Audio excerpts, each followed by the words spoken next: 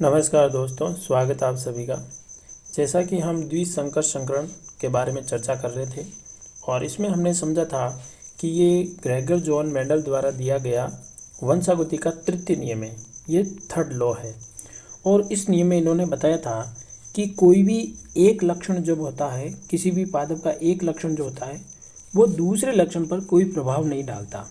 अर्थात एक लक्षण की वंशागति का दूसरे लक्षण की वंशागति पर कोई प्रभाव नहीं पड़ता। ये कह सकते हैं हम कि एक लक्षण दूसरे के प्रति स्वतंत्र रूप से व्यवहार करता है, इसीलिए इस नियम का नाम दिया गया है स्वतंत्र अपव्यूहन का नियम।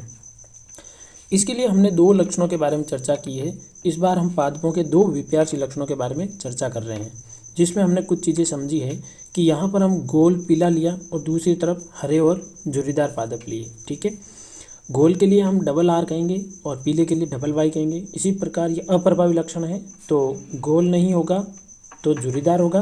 तो जैसे इसको हमने पढ़ा था कि भाई कैपिटल टी लिखा जाता है तो उसको हम वापस क्या लिखेंगे, स्मॉल टी टी।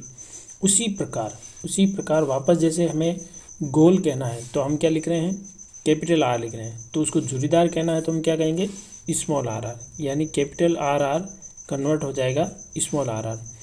इसी प्रकार हम कह रहे हैं पीले पादप है तो कैपिटल वाई वाई, लेकिन हम कह रहे हैं हरा यानी अप्रभावी है तो इसको स्मॉल वाई वाई के रूप में जाना जाएगा। जब इनके मध्य संकरण कराते हैं तो हम देख पाते हैं कि प्रथम पीढ़ी में अपने पास में पीले गोलाकार पादप प्राप्त होते हैं जो कि विषम युग्मजी है। कैसे हैं, विषम युग्मजी। हम ये भी कह सकते हैं कि F1 पीढ़ी में 100% पादप जो है वो पीले गोलाकार प्राप्त होते हैं। और आप सभी जानते हैं कि जब दो विपर्यासी लक्षणों के मध्य संकरण कराया जाता है तो प्रथम पीढ़ी में हमेशा कैसे लक्षण प्रकट होते हैं, प्रभावी लक्षण ही प्रकट होते हैं। और यहाँ गोलाकार ये भी प्रभावी है और पीलापन भी प्रभावी है, और यही ग्रेगर जॉन मेंडल का प्रभाविता का नियम था। तो प्रथम पीढ़ी तक तो यहाँ प्रभाविता का नियम भी लागू होता है। अब क्या होगा यदि हम इन्हीं का आपस में स्वपरागण करा दें। यहाँ पर बहुत ही समझने की चीज़ आ जाती है। देखिए, यदि कैपिटल आर आर और capital R small R capital Y small Y, यहाँ पर ये जो पादप प्राप्त हो रहे हैं ये हमें विषम युग्मजी गोले पीलाकार प्राप्त हो रहे हैं, यानी पीले गोलाकार। हम क्या कर रहे हैं, इनका स्वपरागण कराएंगे तो इसकी 4 कंडीशन बनेगी जीन युग्म विकल्पी की, यानी इसके जीन जो है दो दो के जोड़े में पाए जाते हैं। तो इनकी 4 पॉसिबिलिटी है। क्या क्या है, या तो ये आर वाई बना दे, या स्मॉल आर कैपिटल वाई बना दे, या फिर कैपिटल वाई स्मॉल आर बना दे वाई बना दे, या फिर स्मॉल आर स्मॉल वाई बना दे। यानी हम कह सकते हैं कि फर्स्ट कंडीशन में ऐसा पॉसिबल है कि कैपिटल आर कैपिटल वाई। दूसरी कंडीशन में यूँ कह सकते हैं कि स्मॉल आर कैपिटल वाई हो सकता है। तीसरी कंडीशन में हम ये कह सकते हैं कि कैपिटल आर स्मॉल वाई हो सकता है। और फोर्थ कंडीशन में ये कह सकते हैं स्मॉल आर और स्मॉल वाई हो सकता है। तो यहाँ टोटल 4 तरह की कंडीशन बनती है, यानी 4 तरह के युग्मक बनते हैं। तो एक तरफ हमने ये चारों युग्मक ले लिए और दूसरी तरफ फिर हमने ये चारों युग्मक ले लिए। क्यों, क्योंकि हम स्वपरागण करा रहे हैं। अब स्वपरागण कराना बहुत आसान है। देखिए, पहले का पहले के साथ तो क्या करेंगे, capital R R capital R R, यानी आर आर, और फिर वाई भी बड़ा है तो वाई वाई। ठीक है, तो ये आर आर वाई वाई है। और आप जानते हैं कैसा होगा, पीला गोलाकार होगा, क्योंकि आर बड़ा है तो हम क्या कहेंगे, गोलाकार है, और वाई बड़ा है तो हम क्या कहेंगे, पीला। इसी प्रकार पहले का दूसरे से, तो दूसरे से क्या होगा, देखिए आर बड़ा, उसके बाद में आर छोटा, उसके बाद में वाई बड़ा और वाई बड़ा, तो वाई बड़ा, ये भी कैसा होगा, पीला गोलाकार। ठीक है, उसी प्रकार पहले का तीसरे से, उसी प्रकार पहले का चौथे से। अब ये पहली लाइन कंप्लीट होने के बाद फिर सेकंड लाइन की ओर लौटेंगे, यानी दूसरे का पहले से, फिर दूसरे का दूसरे से, दूसरे का तीसरे से और दूसरे का चौथे से। तो हमारे पास एक लाइन ये प्राप्त हो जाएगी। फिर हम करेंगे तीसरे का पहले से, तीसरे का दूसरे से, तीसरे से चौथे से, तो ये लाइन प्राप्त हो जाएगी। और इसी प्रकार फोर्थ का अपन इन चारों के साथ में करवा देंगे। तो कम्प्लीटली हम इसमें क्या देख पा रहे हैं कि यहाँ पर हमें एक बहुत बड़ा एक तरह का ब्लॉक आरेख मिल जाता है। ठीक है, और इस ब्लॉक आरेख में क्या क्या निष्कर्ष निकाल सकते हैं वो देखिए। यहाँ पर हम क्या देख पा रहे हैं कि यहाँ पर कलर से भी समझाया हुआ तो आसानी से समझ पाएंगे। देखिए, पीले गोलाकार है, पीले गोलाकार, पीले गोलाकार, पीले गोलाकार, ये सारे पीले गोलाकार हैं। ठीक है भाई, ये। अब दूसरी तरफ देखे जाए तो यहाँ देखिए ये कैसे हैं, हरे, ये भी हरा है, ये भी हरा है, ये भी हरा है और ये भी हरा। अब इसमें कुछ हरा झुर्रीदार भी है कुछ हरे गोलाकार भी है, कुछ पीले जुरीदार भी है और पीले गोलाकार भी है। यानी यह 4 कंडीशन बनती है, 4 तरह के बीज प्राप्त होते हैं। कैसे कैसे? या तो पीले गोलाकार या फिर पीले झुर्रीदार, ठीक है, या हरे गोलाकार और या फिर हरे झुर्रीदार। 4 तरह की कंडीशन बनते हैं। अब इन चारों को हम गिन लेंगे। पीले गोलाकार कितने हैं, पीले झुर्रीदार कितने हैं, हरे गोलाकार कितने हैं, हरे झुर्रीदार कितने हैं। और आप सभी जानते हैं ये F2PD है, यहाँ से F2PD प्राप्त हो रही है। तो यहाँ पर हमारे पास प्राप्त हो जाता है इसका फिनोटाइप। तो देखिए पीले गोलाकार कितने हैं, 9 है, इसमें गिनेंगे 9 मिलेंगे आपको। हरे गोलाकार 3, पीले झुर्रीदार 3 और हरे झुर्रीदार 1। यानी कि इसका जो रेशियो रहता है वो रहता है 9:3:3:1। बस एग्जाम की दृष्टि से आपको ये ध्यान रखना है, ये बड़ा वाला ब्लॉक आरेगा आपको ध्यान नहीं रखना है, सिर्फ इस अनुपात को याद रखिएगा, ठीक है। तो ये हो गया द्विसंकर संकरण या द्विसंकर क्रॉस, ठीक है, जिसमें 2 विप्यारसी जोड़ी के मध्य क्या कराया जाता है, संकरण कराया जाता है, ठीक है। चलिए आगे की ओर लौटते हैं। तो यहाँ पर हमने ये जो प्राप्त किया वो यहाँ पर ये इसके निष्कर्ष निकाले हुए हैं। फिर आगे एक बहुत ही अच्छा टॉपिक आ रहा है और इस टॉपिक की जो हेडिंग है वो क्या, देखिए कि लक्षण अपने आप को किस प्रकार अभिव्यक्त कर पाता है। जैसे मैं कहूँ कि एक जनक पीढ़ी है, ठीक है। अब जनक पीढ़ी जो है उसकी लंबाई बहुत ज़्यादा है, यानी माता पिता है और उनकी लंबाई ज़्यादा है। तो जाहिर सी बात है कि ये लंबाई का जो गुण है वो इसके संतान में भी आएगा। किस में आएगा, संतान में भी आएगा। तो ये जो लंबाई वाला गुण है ये अपनी संतान में कैसे आएगा, ऐसे कोई भी लक्षण हो सकता है। तो कैसे आएगा, इसकी क्या क्रियाविधि देखिए। हम जानते हैं कोशिका में पाया जाता है DNA। आपकी जानकारी के लिए बताता हूँ, DNA का पूरा नाम होता है डीऑक्सीराइबोज न्यूक्लिक अम्ल, डीऑक्सीराइबोज न्यूक्लिक अम्ल, ठीक है। और DNA जो होता है उस DNA में पाए जाते हैं जीन। DNA में क्या पाए जाते हैं, जीन। यानी DNA की संरचनात्मक और क्रियात्मक इकाई कौन होती है, जीन। DNA किससे बनते हैं, जीन से बनते हैं। और जीन होते हैं सूचना के स्रोत, यानी जीन से क्या प्राप्त होती है, सूचना प्राप्त होती है, ठीक है। और सूचना प्राप्त करके वो क्या बनाते हैं, प्रोटीन बनाते हैं, प्रोटीन का संश्लेषण करते हैं। अब यहाँ पर बहुत इंपॉर्टेंट बात आ जाती है कि जैसा प्रोटीन बनेगा उसका लक्षण भी वैसा ही प्रकट होगा। यानी कोशिका के शरीर के अंदर जीन जैसा प्रोटीन बनाएंगे वैसा ही लक्षण अगली पीढ़ी के अंदर आ जाएगा। तो इसको हम लैंग्वेज में भी कन्वर्ट कर सकते हैं कि शरीर की कोशिकाओं के अंदर या जनन कोशिकाओं के अंदर DNA पाया जाता है और DNA पर पाए जाते हैं जीन। जीन विभिन्न प्रकार की सूचनाओं को ग्रहण करते हैं और उसी के अनुरूप प्रोटीन का संश्लेषण करते हैं और यही प्रोटीन प्रत्येक लक्षण के निर्माण के लिए या उसकी उत्पत्ति के लिए आधार प्रदान करता है, यानी इसके लिए जिम्मेदार होता है। तो ये लक्षण इस प्रकार प्रकट करते हैं। जैसे कुछ एक उदाहरण लेके चलते हैं। जैसे जीन T, कैपिटल T होता है तो हम जानते हैं पादप लंबा होता है। तो क्या होगा, जो एंजाइम बनेगा, जो प्रोटीन बनेगा वो कंप्लीट यानी पूर्ण दक्षता के साथ कार्य करेगा और पूरी दक्षता के साथ कार्य करेगा तो इसमें हार्मोन भी पूरी मात्रा में बनेगा और जो पूरी मात्रा में बनेगा तो पादप कैसा हो जाएगा, लंबा हो जाएगा। दूसरी तरफ अप्रभावी लक्षण की ओर बात करें तो यहाँ एंजाइम जो है वो कम दक्षता के साथ कार्य करता है। कम दक्षता के साथ कार्य करता है तो अपर्याप्त मात्रा में हार्मोन बनता है और जब हार्मोन पूर्ण रूप से नहीं बनेगा, यहाँ हार्मोन जो है वो प्रोटीन के रूप में कार्य करता है, ठीक है। हार्मोन किसके रूप में कार्य करता है, प्रोटीन के रूप में। तो कम्प्लीटली हार्मोन नहीं बनेगा तो पौधा कैसा हो जाएगा, बौना हो जाएगा। तो ये एक लक्षण दूसरे पीढ़ी में इस प्रकार जाते हैं। अब एग्जाम की दृष्टि से बहुत इंपॉर्टेंट टॉपिक है, इसको तो आप वेरी इंपॉर्टेंट लगा लेना। मनुष्य में लिंग निर्धारण। मनुष्य में लिंग का निर्धारण किस प्रकार होता है, यानी हम देखते हैं कि नर और मादा के जनन से, नर प्लस मादा के जनन से होने वाली संतान स्त्री होगी या लड़का होगा या लड़की, ये कैसे डिसाइड होता है, किस प्रकार ये निर्भर करता है। तो यहाँ पर लिंग निर्धारण के लिए 2 कारण होते हैं। पहला कारण, कुछ प्राणी में लिंग निर्धारण अंडे की ऊष्मीय ताप पर निर्भर करता है। उदाहरण गोंगा। देखिए गोंगा एक ऐसा जीव होता है जो क्या देता है, अंडे देता है। अब उसके अंडे से नर गोंगा होगा या मादा गोंगा होगा, इसका डिसीजन कौन लेगा, टेम्परेचर, उसमें ताप। यानी जैसा टेम्परेचर होगा उसके आधार पर ही अंडे से क्या निकलेगी, या तो नर गोंगा निकलेगा या मादा गोंगा निकलेगा। लेकिन मनुष्य में ऐसा नहीं होता है। कुछ प्राणियों जैसे कि मानव में लिंग निर्धारण के लिंग गुणसूत्र निर्भर करता है, जिसे XX मादा के गुणसूत्र होते हैं और XY नर के गुणसूत्र होते हैं। तो इन गुणसूत्रों पर निर्भर करता है किसमें, नर में, यानी सजीवों में या मानव में। मानव में लिंग निर्धारण के लिए ये 2 गुणसूत्र जिम्मेदार होते हैं, जिसमें मादा में पाए जाते हैं XX और नर में पाए जाते हैं XY। अब इसकी एक चीज़ और मैं आपको समझा देता हूँ, यहाँ पे क्लियर कर देता हूँ। मानव की कोशिका में कुल 46 गुणसूत्र पाए जाते हैं। कितने, 46 गुणसूत्र में 44 गुणसूत्र तो बनाते हैं, शरीर का निर्माण करते हैं। किसका, शरीर का निर्माण करते हैं। और बाकी बचे हुए 2 गुणसूत्र, यानी वो मादाओं में होंगे तो XX होंगे और नर में होंगे तो वो XY होंगे। इन्हें कहा जाता है लिंग गुणसूत्र। बहुत इंपॉर्टेंट, इन्हें क्या कहा जाता है, लिंग गुणसूत्र कहा जाता है।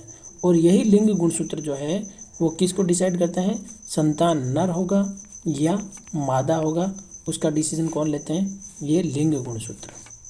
तो आपको ध्यान रखना है 44 तो होते हैं नॉर्मल गुणसूत्र और 2 होते हैं लिंग गुणसूत्र, जिसमें XX तो होते हैं मादा के गुणसूत्र और XY जो होते हैं वो नर के गुणसूत्र होते हैं। ठीक है, चलिए अब आगे बढ़ते हैं।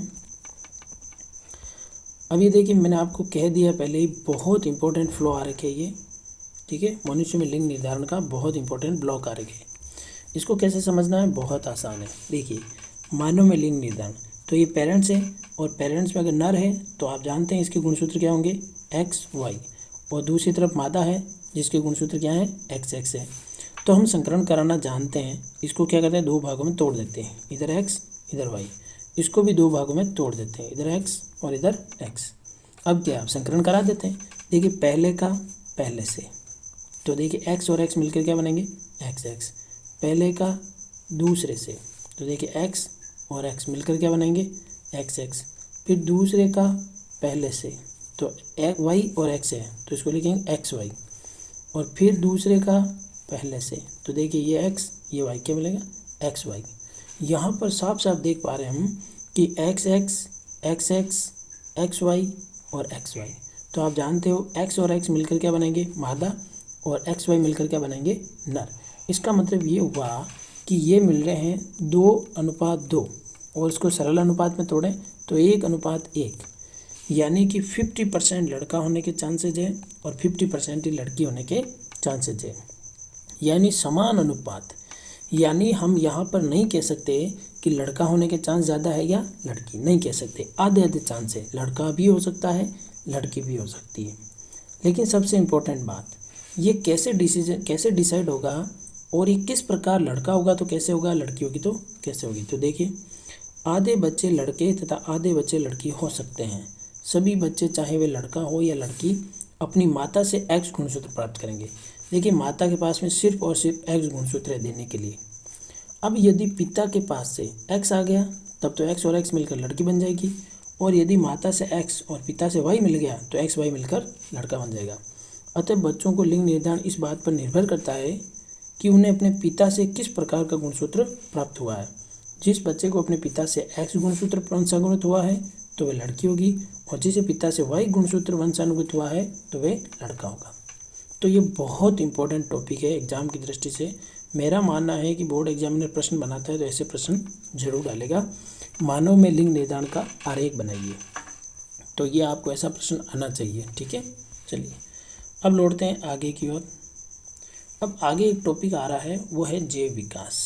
यानी इस टॉपिक में हम समझेंगे कि जीवों का विकास कैसे हुआ है। तो इसमें कुछ कंडीशंस है। तो पहली स्थिति हम वह लेंगे कि भाई जीवों का विकास कैसे हुआ। तो जैव विकास क्या है, वह निरंतर धीमी गति से होने वाला प्रक्रम है जो हजारों करोड़ों वर्ष पूर्व जीवों में शुरू हुआ, जिससे नई स्पीशीज का उद्भव हुआ। जैव विकास क्या है, एक प्रक्रम है। क्या है, एक प्रक्रम है जो कब शुरू हुआ, हजारों या करोड़ों वर्ष पहले शुरू हुआ था और आज तक चला आ रहा है। और इससे क्या हुई, नई स्पीशीज का मतलब होता है जाति, नई जातियों का निर्माण हुआ। आप सभी देखते हैं कि धरती पर अनेक प्रकार के जीव जंतु है ना, अनेक प्रकार के पेड़ पौधे हैं। तो उसका कारण कौन है, उसका कारण है जैव विकास। ठीक है, जैव विकास। अब एक उदाहरण लेकर चल रहे हैं हम कि भाई जैव विकास जो नए जीवों का निर्माण हुआ कैसे हुआ होगा। तो आपकी जानकारी को बता देता हूँ। एक यहाँ पर बार बार वर्ड आएगा भृंग, ठीक है। इस भृंग के बारे में समझ लीजिएगा। भृंग आपको पता हो तो छोटे इंसेक्ट टाइप के जीव होते हैं, छोटे इंसेक्ट, ठीक है। इनके ऊपर एक कठोर आवरण होता है, ठीक है। छोटे छोटे इंसेक्ट जीव कह सकते हैं इनको, जो कि जनरली जो अपनी ज़मीन होती है, रेत होती है, उसके अंदर होते हैं ये, ठीक है। इनको भृंग कहा जाता है। तो यहाँ हम भृंग से क्या तात्पर्य निकालें कि भाई एक लाल भृंगों का समूह है, ठीक है। बहुत सारे लाल कलर के भृंग हैं, ठीक है। तो लाल भृंगों का समूह है और ये जनन कर रहे हैं, और जनन करने के कारण इनमें क्या हुआ है, रंग परिवर्तन हुआ। कुछ तो सारे जो भृंग है वो लाल भृंग ही पैदा हो रहे थे, लेकिन एक भृंग जो है वो कैसा हो गया, हरा भृंग हो गया। एक भृंग कैसा हो गया, हरा। अब क्या होगा, लाल भृंग जो होता है उसको कौवा पहचान लेता है। कौवा क्या करता है, पहचान लेता है और उनको खाना शुरू कर देता है। लाल भृंगों को खाना शुरू कर देता है, जिससे इन भृंगों की संख्या में क्या आ जाएगी, कमी आ जाएगी। लेकिन दूसरी तरफ जो हरा भृंग है वो जनन करता है, और उसकी संतति का जो जनरेशन बढ़ेगी वो भी हरे रंग की होगी। और हरा रंग झाड़ियों से मेल खा जाता है। जो पेड़ पौधों की झाड़ियाँ होती है, उन झाड़ियों में हरा रंग जो है वो अदृश्य होता है। तो कौवों द्वारा भक्षण नहीं हो पाता, यानी कौवा इनको नहीं खा पाता। और जब इनको नहीं खाएगा तो हरे भृंगों की संख्या में क्या हो जाएगी, बढ़ोतरी हो जाएगी। अब आप सोचो, लाल भृंग खत्म हो गए और हरे भृंग बन गए। तो हम जब हरे भृंगों को देखेंगे तो हम यही कहेंगे कि ये पहले लाल थे, अब हरे भृंग आ गए, यानी नई जाति का क्या हो गया, विकास हो गया। नई जाति का क्या हो गया, विकास हो गया। तो नई जाति के विकास होना यानी जैव विकास। तो जैव विकास इस प्रकार भी हो सकता है। दूसरी कंडीशन की बात करें तो यहाँ पर चलिए एक चीज़ और समझ लेते हैं कि इसमें क्या हुआ था, उसको भी समझते हैं। हरे भृंगों का प्राकृतिक चयन का फायदा हुआ क्योंकि वे हरी झाड़ियों में दृश्य थे। यह प्राकृतिक चयन कौवों द्वारा किया गया, मतलब जो हरे भृंग थे वो हरी झाड़ियों के अंदर छुप गए, जिसकी वजह से वो दिखे नहीं। तो यहाँ एक वर्ड आता है प्राकृतिक चयन। प्राकृतिक चयन का फायदा हुआ। प्राकृतिक चयन भृंग समष्टि में अनुकूलन दर्शा रहा है, जिससे पर्यावरण समष्टि पर्यावरण और अच्छी तरीके से रह सके। यानी प्राकृतिक चयन का मतलब सीधा सा होता है कि प्रकृति चयन करती है किसको रखना है किसको नहीं रखना है, बस यही घटना प्राकृतिक चयन कहलाती है। तो प्राकृतिक चयन किसका हुआ, हरे भृंगों का प्राकृतिक चयन हुआ, जिसकी वजह से उनकी संख्या में वृद्धि हुई। पहली कंडीशन ये है। दूसरी कंडीशन हमें ऐसा मान लें कि लाल भृंगों का समूह है, वो जनन कर रहे हैं, उनके रंग में परिवर्तन आ रहा है। हम वही प्रक्रिया वापस दोहराते हैं कि लाल भृंग हो रहे हैं और उसमें एक नीला भृंग पैदा हो जाता है। अब लाल भृंगों की संख्या में बढ़ोतरी हो रही है और जैसे नीले भृंगों की संख्या में भी बढ़ोतरी हो रही है। हम ऐसा मान लेते हैं कि लाल कौवा जो है वो लाल और नीले दोनों भृंगों को भी खाना शुरू कर देता है। अब आप मुझे बताओ कि जब ये दोनों भृंगों को खाना शुरू कर देगा तो कौन से भृंगों की संख्या बचेगी, दोनों की ही नहीं बचेगी। सही बात है। लेकिन हम ऐसा मान लेते हैं, अच्छा देखिए भृंगों की संख्या में कमी आ जाती है, लेकिन फिर भी लाल भृंग जो है वो नीले से अधिक है। अब हम ऐसा मान लेते हैं कि जब दोनों भृंग खत्म हो रहे हैं तो हम मान लेते हैं कि अचानक हाथी आता है और भृंगों सहित झाड़ियों को रौंद देता है।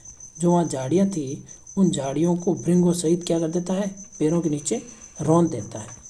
अब हम ऐसा सपोज कर लेते हैं कि संयोग से नीले भृंग बच जाते हैं, यानी उन झाड़ियों पर नीले भृंगों पर हाथी का पैर नहीं पड़ता है, जिसकी वजह से वो बच जाते हैं। तो हम क्या कहेंगे कि एक जाति से दूसरी जाति का विकास हो गया, क्योंकि लाल भृंग समाप्त हो गए, लाल भृंग खत्म हो गए। तो ये कौन सी घटना हुई, तो हम ये कह सकते हैं रंग परिवर्तन का अस्तित्व यदि लाभ नहीं मिलता है तो संयोग या दुर्घटना के कारण भी जैव विकास हो सकता है। किसके कारण, दुर्घटना के कारण भी जैव विकास हो सकता है, और इसी कारण ये भृंग की समष्टि बच गई, जिससे पूरी समष्टि का स्वरूप बदल गया। अतः छोटी समष्टि में दुर्घटनाएं किसी जीन की आवृत्ति को प्रभावित कर सकती है, जबकि उसकी उत्तरजीविता हेतु कोई लाभ नहीं हो। यानी कोई दुर्घटना अगर हो जाती है ना तो वो भी उसकी जीन की आवृत्ति को क्या कर सकती है, परिवर्तित कर सकती है। पहले जीन की आवृत्ति कैसे कलर की हो रही थी, रेड, लाल कलर के भृंग हो रहे थे, लेकिन उसके बाद एक दुर्घटना हुई और जीन की आवृत्ति कैसे होने लग गई, अब हरे रंग की होने लग गई। ये हो गई दूसरी कंडीशन। एक तीसरी कंडीशन और है कि काश ऐसा हो जाए तो। तीसरी कंडीशन हम देख रहे हैं कि भाई लाल भृंगों का समूह है और भृंगों के आवास झाड़ियों को पादप रोग लग जाता है। जिस झाड़ियों पर ये भृंग रहते हैं उसको पादप रोग लग गया झाड़ी को, तो बताओ भृंगों को भोजन नहीं मिलेगा, और भृंगों को भोजन नहीं मिलेगा तो ये अल्प पोषित हो जाएंगे, यानी इनको पूरा पोषण नहीं मिलेगा, तो कुछ भृंग जो है वो मर जाएंगे, तो इनकी संख्या में क्या आ जाएगी, कमी आ जाएगी। भृंगों की संख्या में निरंतर गिरावट आने लगती है, तो हम क्या कहेंगे, भृंग समाप्त हो रहे हैं। भृंग क्या हो रहे हैं, समाप्त हो रहे हैं। लेकिन यदि पौधों का रोग समाप्त हो जाता है, पौधे का रोग जो था वो खत्म हो गया, तो अब भृंगों को पोषण मिलने लग गया, और पोषण मिलने के कारण अब भृंगों की संख्या में क्या होने लग गई, फिर से वृद्धि होने लग गई, तो हम कह देंगे जैव विकास हो गया। क्या हो गया, जैव विकास हो गया। तो ये तीसरी कंडीशन है, भृंगों की जनसंख्या में कोई आनुवंशिक परिवर्तन नहीं आता है, जनसंख्या में प्रभाव कुछ समय के लिए पर्यावरण के कारण आता है, यानी जनसंख्या में परिवर्तन से भी जैव विकास किया जा सकता है।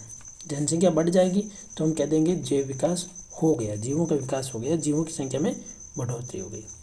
तो ये 3 प्रमुख कंडीशन थी जहाँ से प्रश्न बनने का चांसेस नहीं होता है, फिर भी इसके अंदर से कुछ घुमा फिरा के पूछे तो आप इनको समझा हुआ है तो आराम से जवाब दे सकते हैं।